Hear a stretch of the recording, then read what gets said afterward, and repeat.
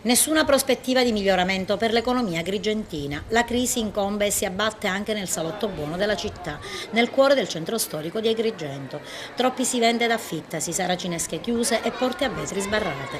Una situazione preoccupante che salta all'occhio anche di coloro che si concedono una rilassante passeggiata, aggravata anche dalla progressiva perdita di posti di lavoro. Ma qual è la situazione in realtà?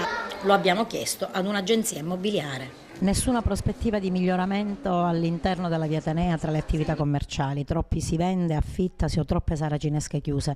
Qual è il termometro della situazione ad oggi?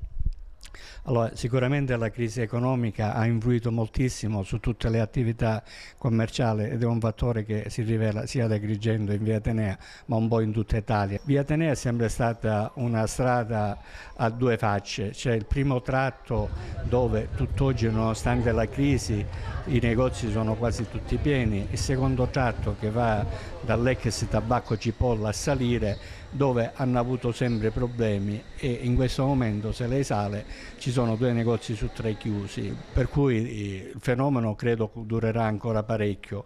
Un po' ha influito, ma sempre in maniera molto relativa, anche l'apertura dei centri commerciali dove la gente va a passeggiare più che a comprare, ma il problema principale è che la gente non ha soldi e quindi non compra. Non comprando i commercianti non possono continuare a sostenere gli affitti che ancora i proprietari chiedono su via Ateneo.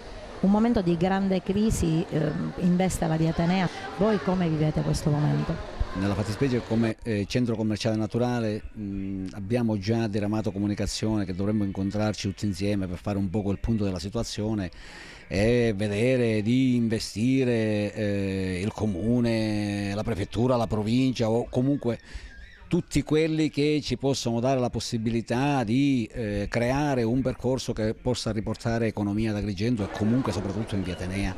Quindi in questo momento di totale crisi e in virtù di un momento di grande risparmio, voi cosa proponete fattivamente? Dovremmo cominciare intanto cominciare a proporre ai proprietari degli immobili di via Tenea di darci un po' una mano e calarsi in questo tipo di realtà che oggi è assolutamente diversa rispetto a 3-4 anni fa e quindi come vede, fra l'altro, a parte l'economia c'è anche il problema che non si può sostenere già di fatto l'affitto in prima battuta, quindi in questo contesto vogliamo essere partecipi di questa sensibilizzazione che ci possano dare una mano insomma, nel decurtare la pigione insomma, mensile che potrebbe già cominciare a essere un buon viatico.